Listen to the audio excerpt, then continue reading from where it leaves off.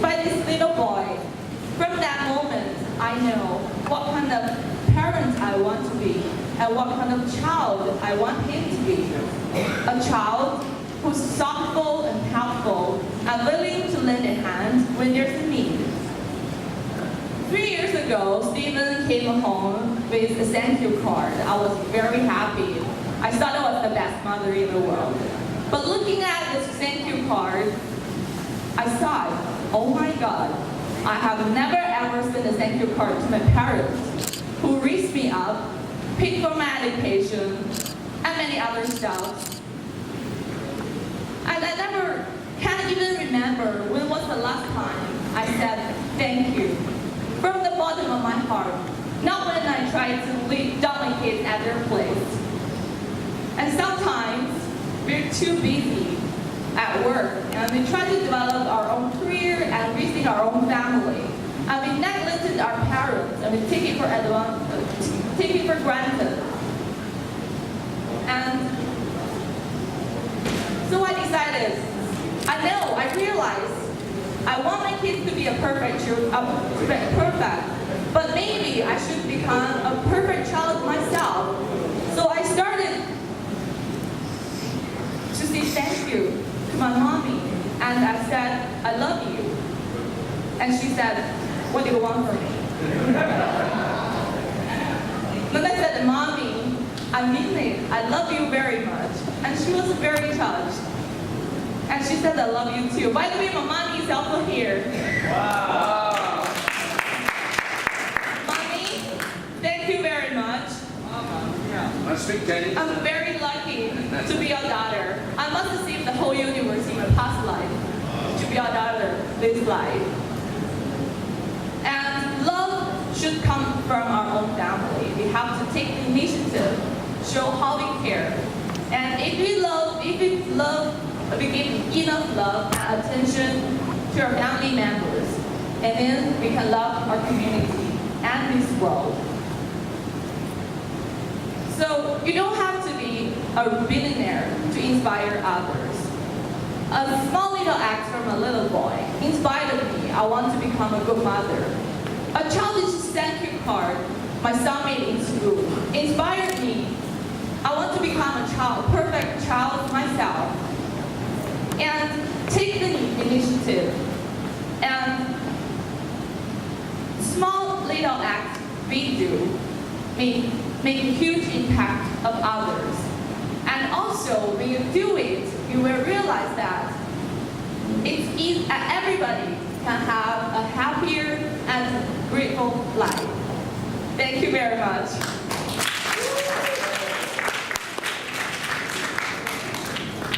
Thank you, Stephanie. Okay, next we have a Rotary baby. Do you know what's a Rotary baby? A very young Rotarian. He was called, he joined my club, Rotary E-Club 310, only last night. So he is crawling like a baby. He's trained this baby is trained as an accountant, but by profession he's a management consultant. And he told me he's a runner. He runs after money. And today, he wants to tell you all about money. But topic of his speech is, title of the speech is Monetize Your Talent. Let's welcome ArunSharma.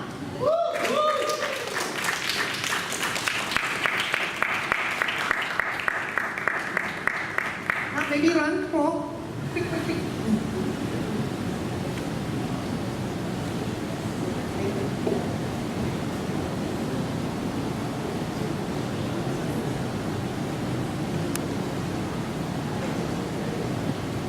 Good evening, ladies and gentlemen.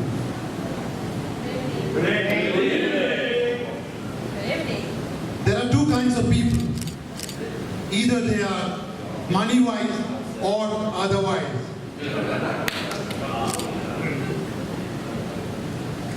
Every one of us has some talent.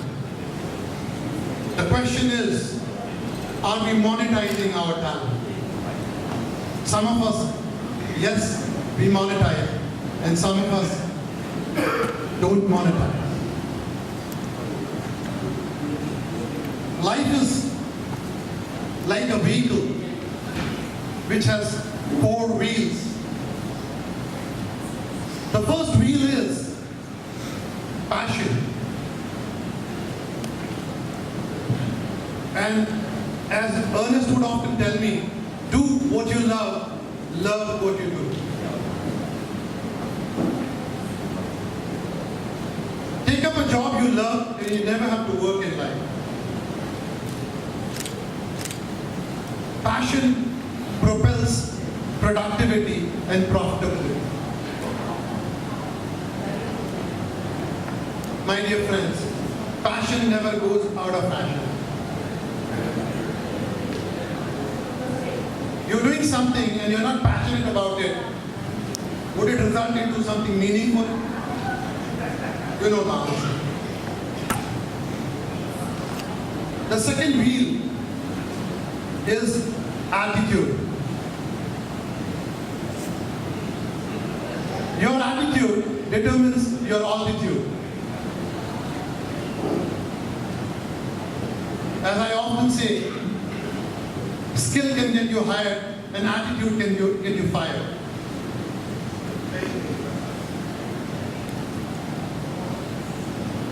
What attitude do you have towards money is also important. Some of us were told in childhood that money does not grow on trees. And we believed into that. And those who really believe into that statement, they suffer a lot in life. Rich people believe that money does grow on trees. Some people say money is the root cause of all evil. If you believe into that, you will suffer for money. Money is spiritual. It's not the root cause of evil. So that mindset has to change. You need to have a healthy relationship with money. Otherwise, money will elude you. You'll find it difficult to make money. Why is it that some people make easily and some struggle very hard? When we talk about attitude, 4 kinds of attitude are very important to have. There are many other attitudes, but 4 of them, I list them as essential. Attitude of acceptance.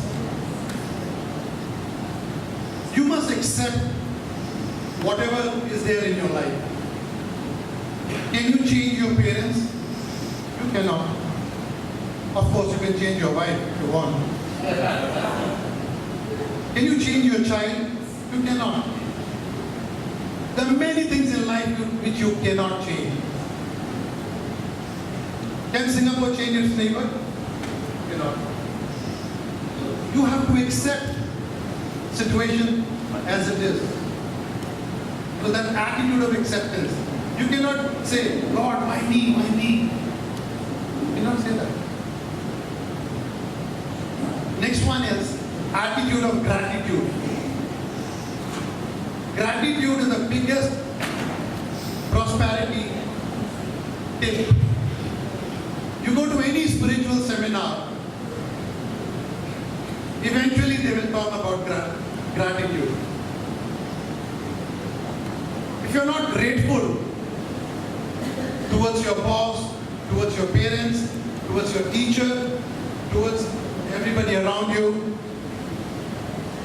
you will not get prospered. Attitude of learning. We all are here. What for? Not for entertainment. We want to learn and grow. So attitude of learning. Learning is a journey, not a destination. It never completes, it never finishes. And the last essential attitude is attitude of enriching. You have to help people selflessly. You have to help a stranger also.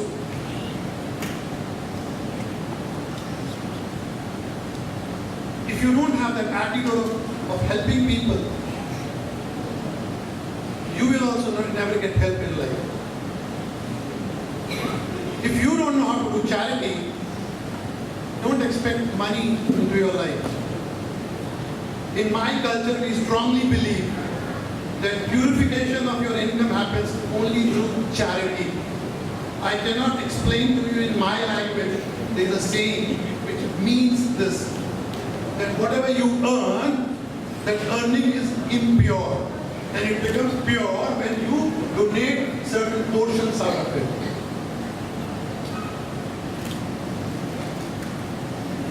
The third wheel is knowledge.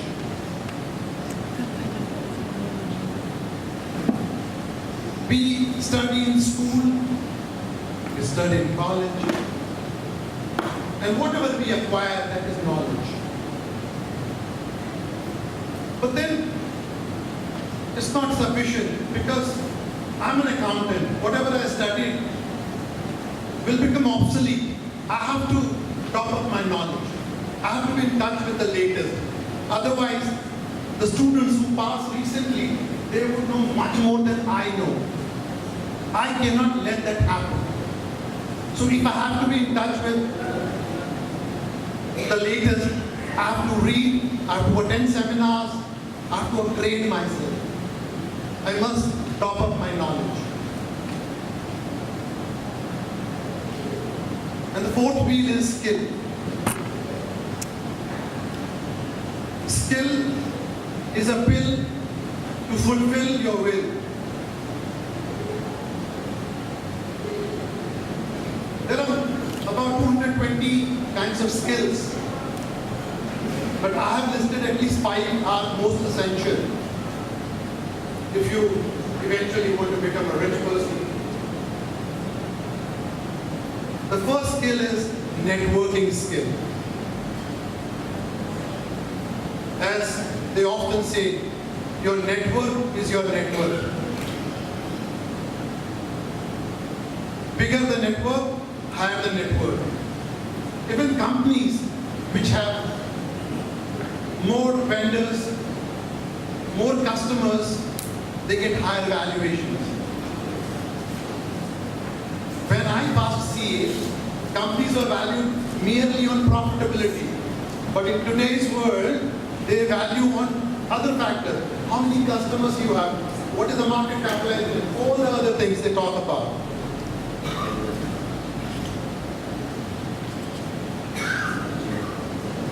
And this networking skill, you cannot outsource, you cannot sublet. If you have to go to a marriage party, you cannot ask your secretary to do that. Networking has to be done by you. You can sublet many other things, but networking is, you have to do it yourself. The next skill, which I feel is important, is selling. I'm an accountant. I never believed in selling. But then I realized I was wrong. Selling does not mean only product selling. You're selling your concept. You're selling your idea.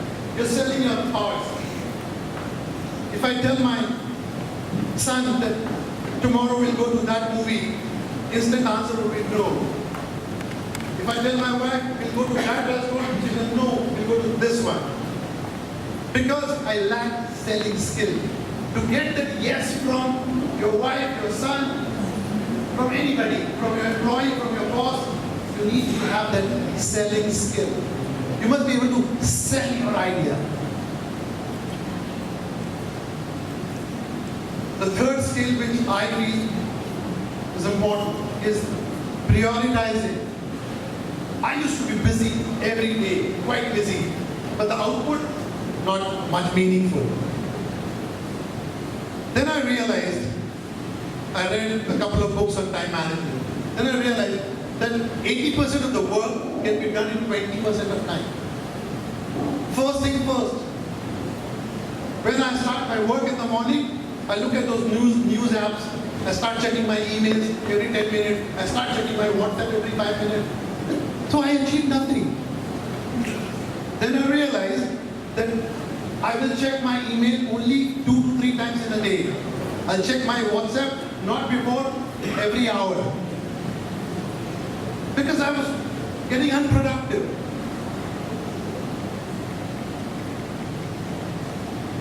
The fourth skill is communication. You want to be a leader in your field. You want to be visible. You must be a communicator.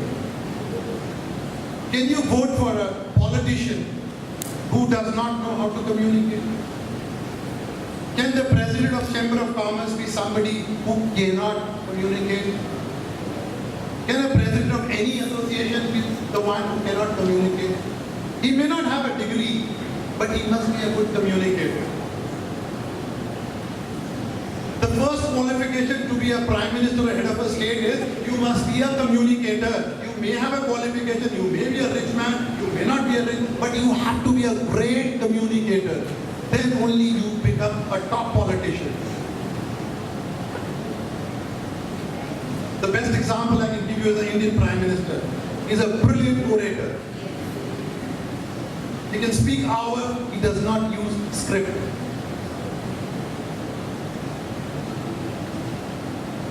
The last skill, which I feel is important in today's world, is technology. We must be able to use various applications on the mobile phone. There are so many applications. Whichever are relevant for you, you must find them out, talk to people, go and search on the Google, discuss, attend seminars, attend programs, ask people, and find out 10, 12 good apps for you, which are suitable for you, which are suitable for your personality, for your vocation. And use them. You become productive. What somebody can achieve in 10 hours, you will achieve in 2 hours, or probably 1 hour, because of those apps. For instance, appointments. If you have a calendar app, it becomes very easy. And there are so many other apps. Ladies and gentlemen, talent is a sum total of passion, attitude, knowledge, skill. And when you add time with talent, it translates into money. For a good work-life balance, you have to decrease the time, increase the talent, and increase the profitability, the money. Those who have the gold, they make the rule. That's why it's called golden rule. And the golden rule is, if you have money, your signature becomes autograph. Your statement becomes quotations. Your knowledge becomes wisdom. Talent makes money, then money makes talent. And the cycle goes on. And eventually you become an intellectual billionaire. Do you still believe in default destiny, or now you believe in designer destiny? Thank you.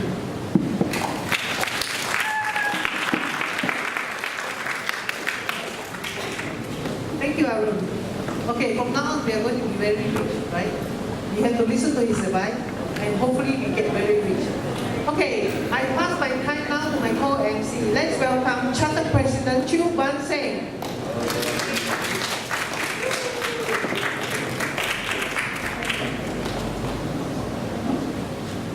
Good evening, ladies and gentlemen. The action is about to start, right? Who has begun? I'd like to introduce this wonderful speaker, the next speaker. She's the president of the International Women Federation of Commerce and Industry. She's a 20-year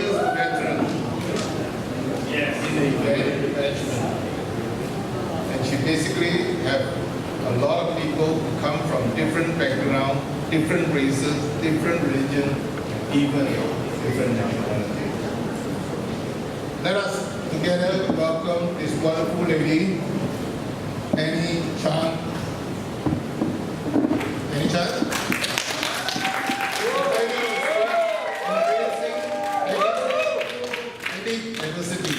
Embracing ethnic diversity, AnnieChanPt1.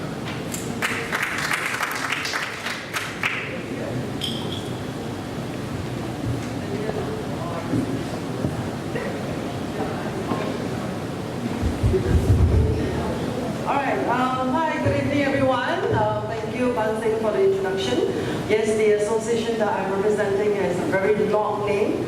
Okay, it took me like 4 years before I could get the acronym correct as well. Okay, so Arun is a baby Rotarian. I'm also a kid Rotarian. I only joined like last October. So I'm very, very thankful to be here, standing on this stage, in the feedback. Sorry, but I'll just use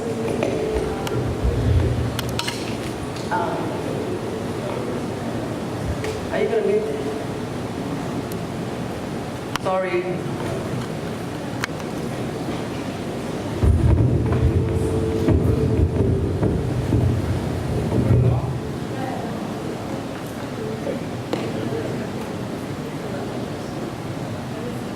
Okay, sorry, technical error. So like I say, I'm also a young Rotarian. I just joined last October, and I'm really very, very thankful and privileged to have this chance to be standing here to share with you what I believe that's on the board calling or rather as embracing ethnic diversity. For some of you who are already here this afternoon, I was privileged to be on the panel to discuss about the 70 sustainable goals that the United Nations has. And this thing about ethnic diversity is very close to my heart. Alright, what's the reason? I'm not sure. Maybe because when from young, my parents, my grandparents has really ingrained it into me that regardless of our color, regardless of what our race or our religion is, we are all the same. And I know that it's not easy, especially in the current time and age.